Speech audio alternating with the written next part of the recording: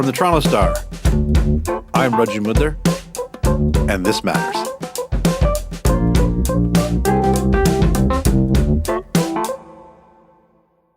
The current state of relations between Canada and China is as fraught as it's ever been.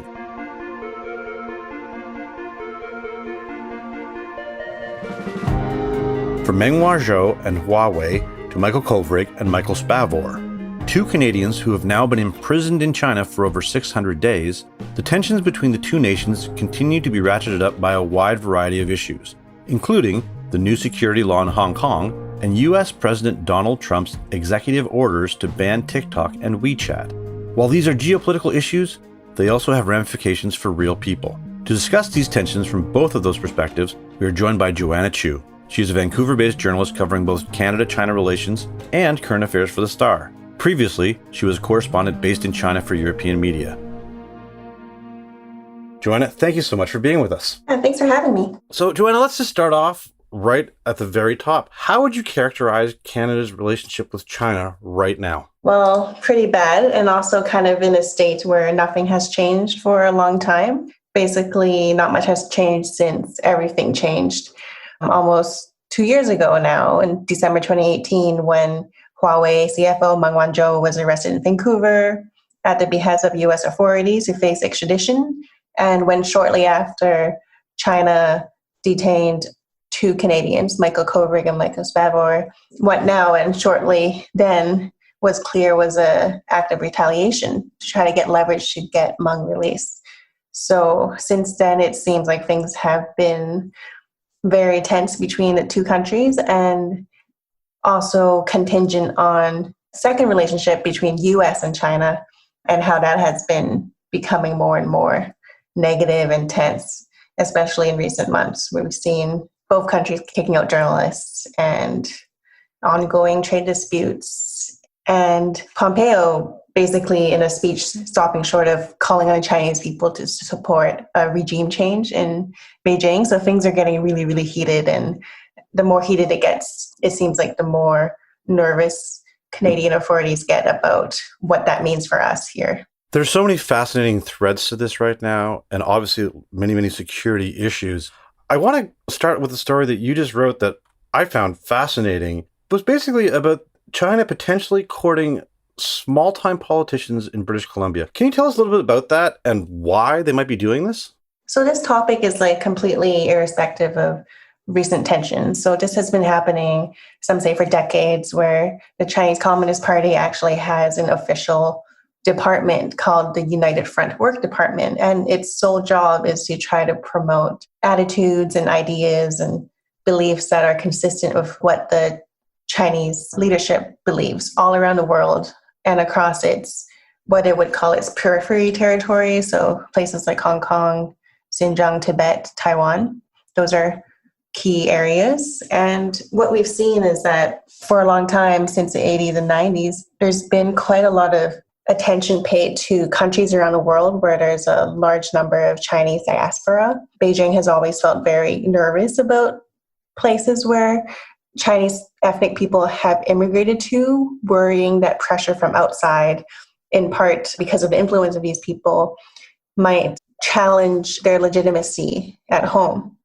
So Canada, as you know, has a lot of people of Chinese descent. I myself, I'm an immigrant from Hong Kong, and my family left in part because of, fear and concern about the political environment that the Chinese government creates as far as human rights, democracy, and so forth. So the United Front, the Chinese government department, it tries to use what we would, I guess, traditionally call soft power to try to promote its interests abroad and try to make friends with influential people overseas. So that includes politicians of all sorts. I decided to profile one politician in particular because I think that his case really shows kind of some of the factors involved, and often how on the part of Canadian politicians, there's often no evidence of any malicious intent to side with China or to be friendly with China. A lot of it is sincere belief that, say, meeting with Chinese officials, talking to Chinese state-run media, which is actually a propaganda outlet,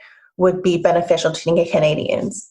So I wanted to tell this story, this dynamic and these tensions through one case study. And fortunately, this politician, Al Richmond, who's the former regional district chair of the Cariboo region in central rural BC, was very open to chatting with me about things that he felt he wasn't aware of at the time when they were happening, but looking at all together.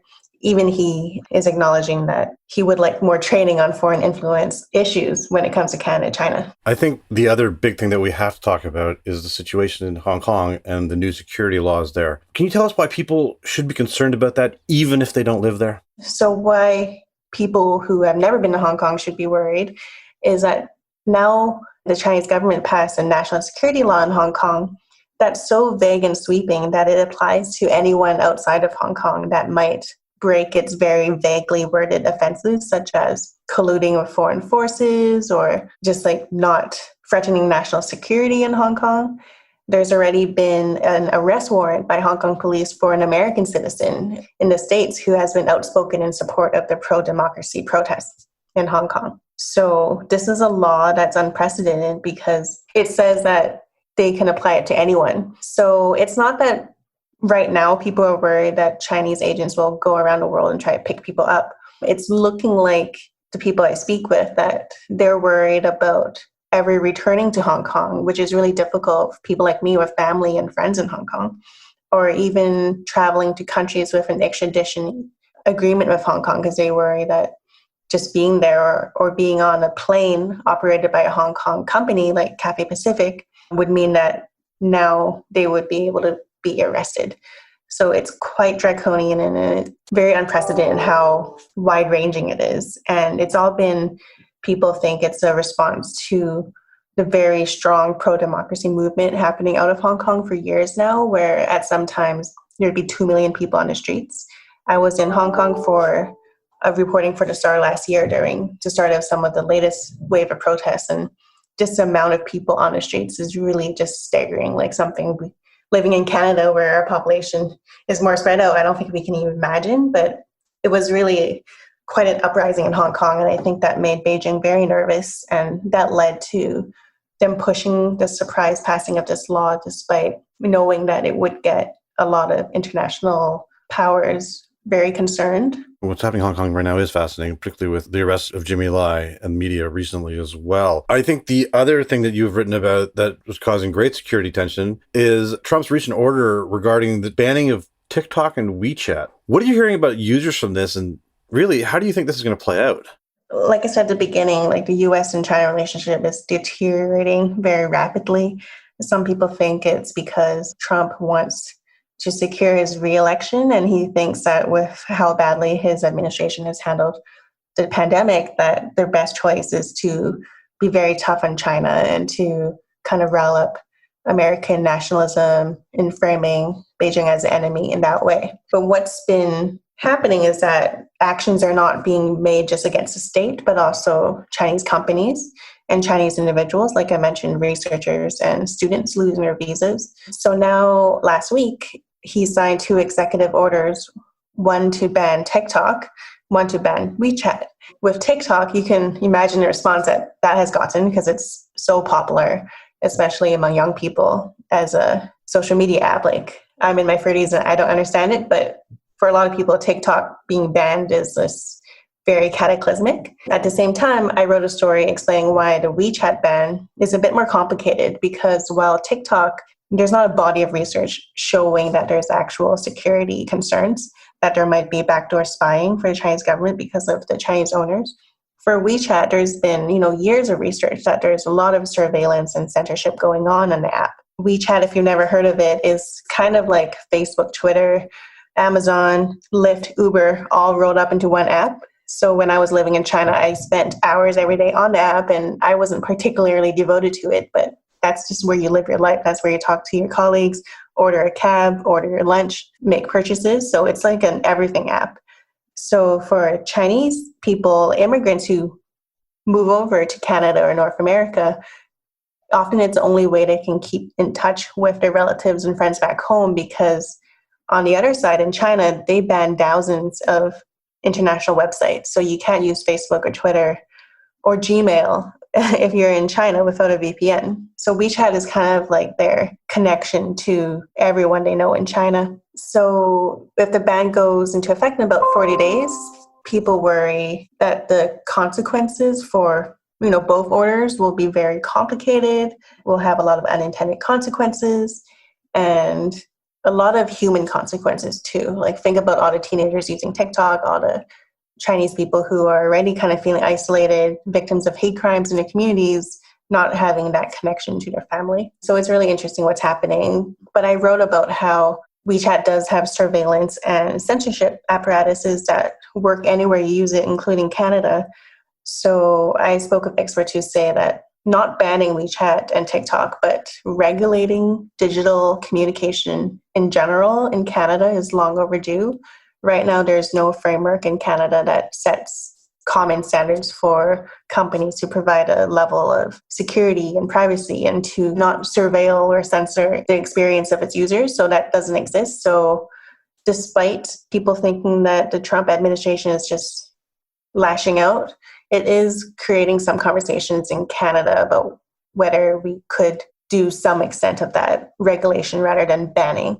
But the tension is that there's so little credibility right now over what Trump is doing that other allies, including Canada, Britain, Australia, other Western countries, they don't really want to be seen as following suit with what America is doing. So things are not moving very efficiently as far as conversations about how to deal with China's growing human rights concerns, authoritarianism, and foreign influence because a lot of countries don't want to be seen as following in the footsteps of Trump.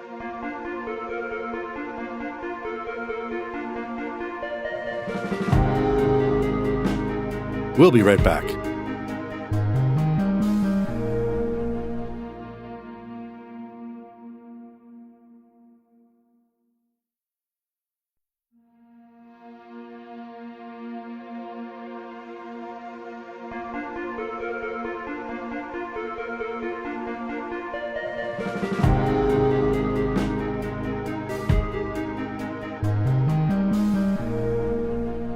You started this whole conversation off with the biggie. If we're talking about Canada and China relations, we have to talk about Meng Wanzhou and Huawei. How is that being portrayed in China? And are there any updates right now? I think throughout it's been portrayed as people don't realize that Meng Wanzhou, she was already famous in China before she was arrested. Here in Canada, most people hadn't heard of her before she became this big story. But in China, Huawei is their national champion, and she is a middle-aged but younger female CFO, and that's very unusual to be that successful. So she had a lot of respect. She was kind of seen like a princeling. In China, there's a certain group of people who are so elite and so well-connected that they're basically like royalty. So for Canada to arrest her on behest of the US, it was a huge insult, even to the average person who isn't really politically engaged. So all throughout, the narrative in China has been very supportive towards her, kind of making her out to be like a victim, Huawei to be a victim of, they would call it like an arbitrary, politically motivated arrest initiated by the US to try to counter China's growing dominance in the technology world. The flip side of that is the cases of Michael Kovrig and Michael Spavor. I mean, two Canadians who have now been held in Chinese custody for over 600 days. I know that you knew Kovrig. What can you tell us about that case right now? Yeah, so Michael Kovrig was a diplomat focused on politics for the Canadian Embassy. I think I was one of one or two or three Canadian journalists working in Beijing at the time. So right from the beginning, as soon as he moved to Beijing and I moved to Beijing, both from Hong Kong, we were in the same circles. So he was very much like one of my friends. So having that happen was very shocking, obviously. And I think it also shocked a lot of people because Michael, as well as Michael's favored, they're not outspoken types. Like they're not on Twitter bashing the CCP every day. They're very measured. Spavor is a businessman, so he wasn't part of politics at all. But Kovrig, he loved China so much that he asked for a leave of absence from the global affairs so he could stay in China for longer, because normally diplomats would have to be moved around for different countries. he wanted to stay and keep learning the language and traveling around. At the time he was arrested, he was working for an NGO that promoted world peace, basically, the International Crisis Group. So his arrest, I think it changed the narrative globally. Before his arrest, I think people worry about being too critical of China. They thought it would be better to give Beijing space to gradually progress and improve its human rights. But for someone like him to be used like so callously as a bargaining chip, someone who was trying to build bridges between China and other countries, I think it kind of got a lot of people on the side where just giving China space to change wasn't working. Giving China space was actually detrimental because it allowed Beijing to work for so many years unchecked to do all the things I talked about, like trying to influence officials all over the world.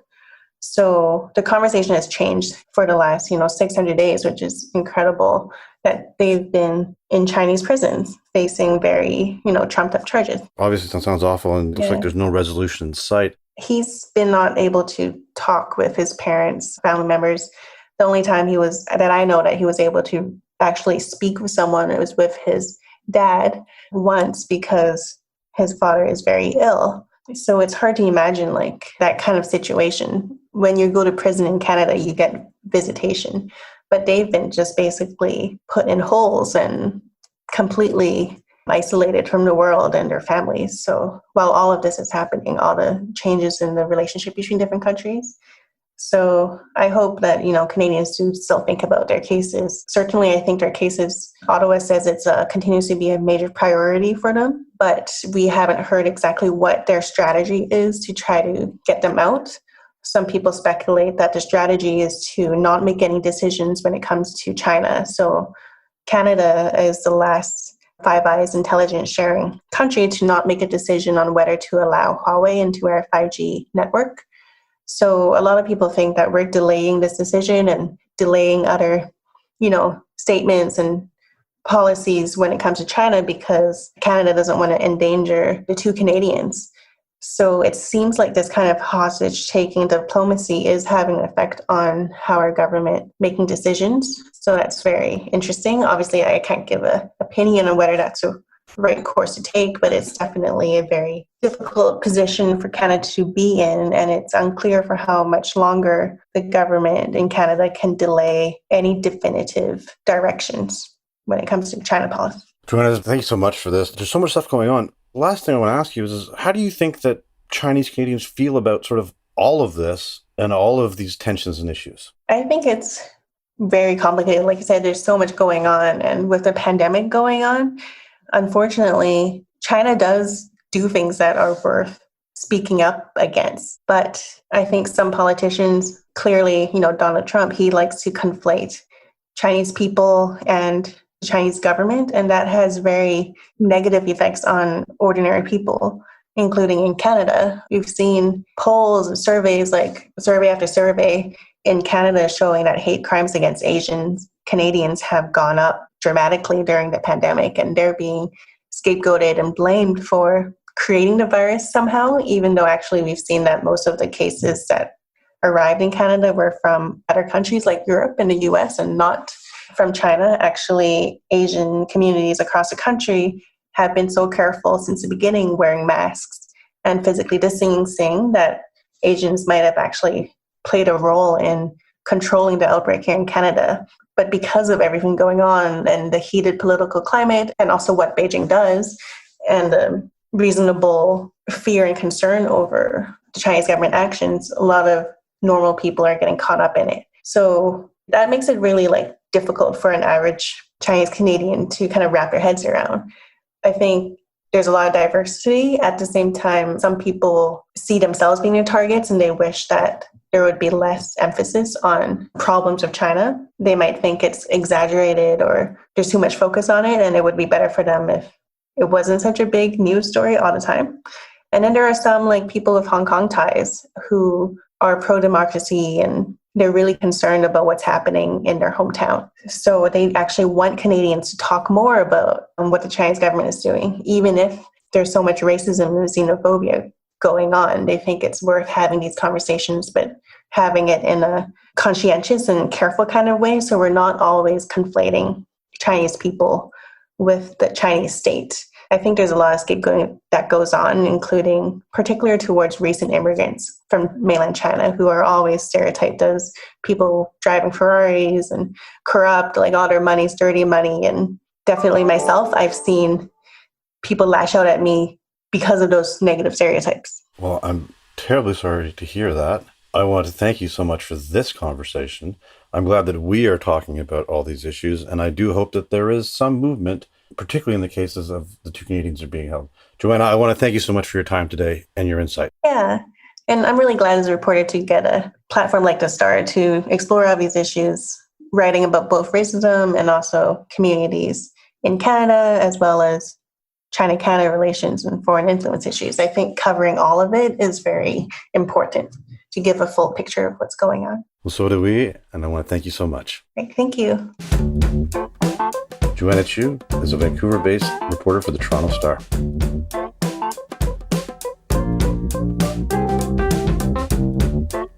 That's it for today. Thanks so much for joining us. This Matters is hosted and produced by me, Rajin Budhar, Adrian Chung, and Saba Etizaz. Produced and mixed by Sean Pattenden, and our director of programming is JP Foso. Our show theme music is by So Called, and our episode music is by Mike DeAngelis. We want to hear what stories matter to you. Please send us comments, questions, or ideas to thismatters@thestar.ca. Please consider supporting the journalism the Toronto Star newsroom does at thestar.com. And don't forget to subscribe to This Matters on Apple Podcasts, Spotify, or wherever you listen to your favorite podcasts. Let's talk soon.